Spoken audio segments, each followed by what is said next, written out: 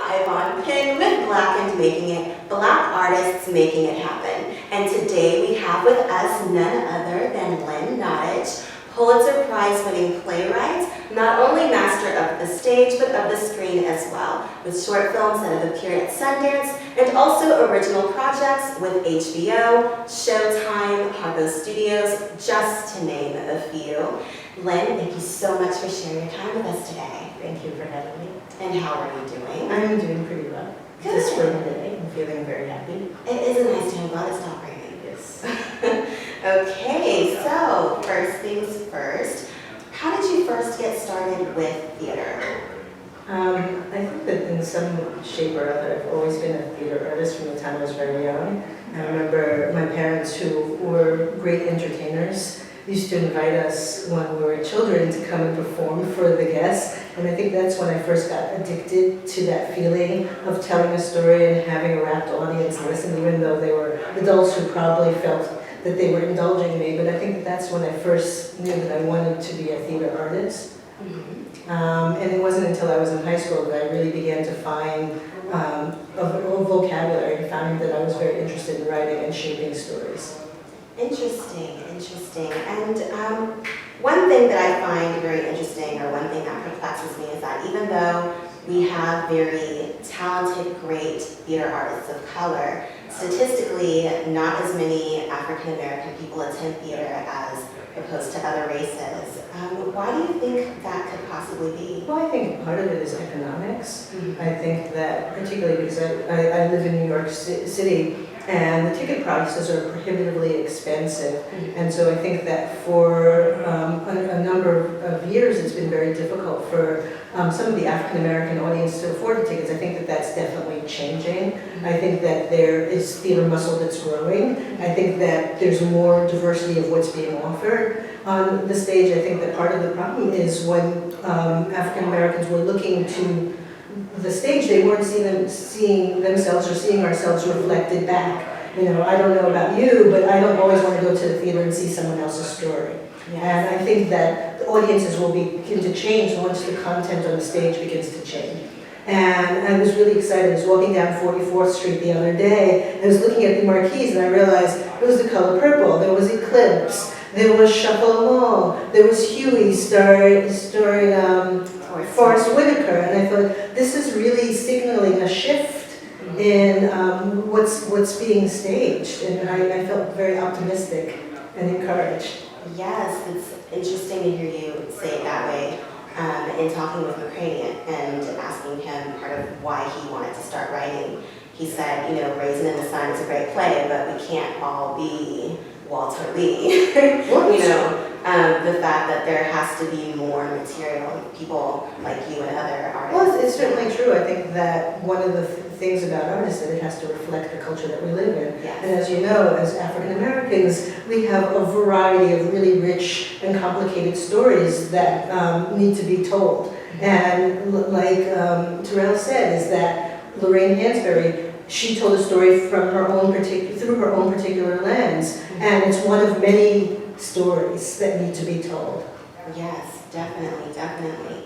And what value in particular, I know obviously you work in different art mediums as well, but what particular value does theater hold that everyone should get to experience? I think there's something really lovely about going into a space and sharing a narrative with a group of other people. And I think what draws me to theater, and I think what draws a lot of people to theater, is the fact that it's a dynamic form, in that any time that you go in, it's going to shift.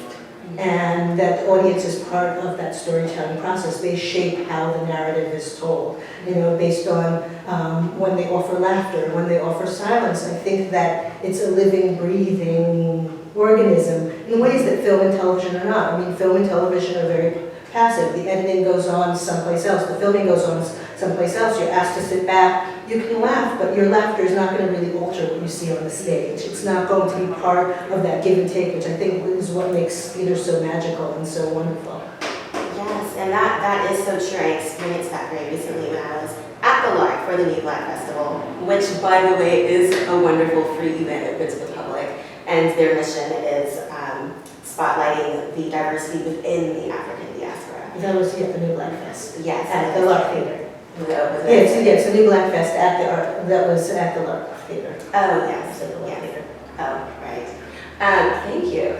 But being there for one of the shows, and the audience was so engaged, and it was so beautiful. I mean, it was a one-woman show, but like you said, the audience reactions totally influenced the show, and the artists welcomed it, and it really did become a conversation, and it was just a really good time as a whole, and something that I wish happened more often. Yeah. So I also checked out your interview with PBS for Sweat, and one thing that you mentioned that would you like to say a little bit about Sweat?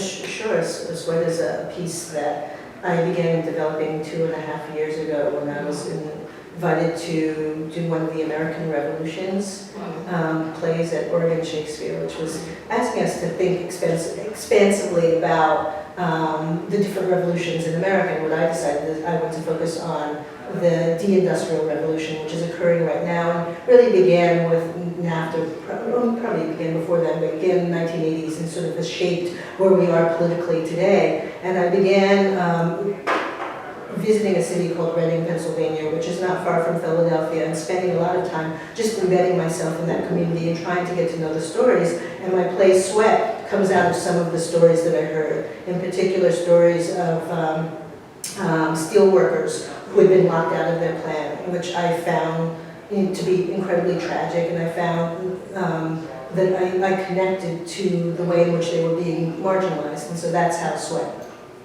came to fruition. One thing that you mentioned that I absolutely loved, or that really struck a chord with me, was that you researched and did interviews for 2 years. For 2.5 years. Oh yes, 2.5 years. And that amount of dedication to listening to the stories of people, to get their story right, and to deliver their story with accuracy and truth is something that I have an extremely high respect for. So what was that process like for you? Well, I think part of my discipline as writing is how do I build empathy? How do I understand what someone else is going through? And I felt like I needed to go inside of a community and not just spend 1 hour and take away a story, but really understand what makes this community its heartbeat. You know, who are you? And I don't want sort of the superficial answer. And I find that when you begin interviewing for people, for instance, like when we're sitting here chatting, it's like the conversation is not going to go as deep as we wanted to. But if we were still sitting here 2.5 hours later, we'd be down into the nitty-gritty. And that's what I'm interested in when I'm doing research, is what is the nitty-gritty? What are those things that people reveal to you once they've let down the facade? And another thing that was touching also is that you said, you know, you don't think of yourself as a reporter, but that there's almost something therapeutic in letting people talk and knowing that someone is actually listening. Yeah, I think it's definitely true, and I experienced this when I was doing research in Africa for Rwanda, is that the communities that have been through some form of trauma and economic stagnation that's occurring in this country is traumatizing a large swath of the country, is that people feel unheard, and they want, when you offer them the opportunity to speak, it's cathartic for them. You know, people want to go on record. They want to be, they want people to understand what they're going through. And that's what I said in this particular interview. It's like, I'm not there to report on what's happening. I'm not there to necessarily help. I'm there to listen and understand and interpret, and then provide a mirror and reflect back. Yes. And I think that's definitely a responsibility that we as theater artists, or any artist, is to be that true reflection. Yes. Well, is there anything else that you'd like to share with us? Well, you know, I have to say that one of the things that I really love about this dialogue is that you're my student. And being a student. And I'm particularly moved that when I sit across the table that I get to see an African American woman who's writing plays about themes and stories that I'm deeply invested in. And so I want to say thank you to you, not only doing this project, but taking this journey as a theater artist. I think that it's really important for us to have your voice. Well, thank you, and thank you so much for being at the helm. And I'm so honored to be your student. Well, thank you so much, Ms. Nottage, again for your time. And that is all for this segment of Black and Making It. We'll see you next time. Hello. Okay.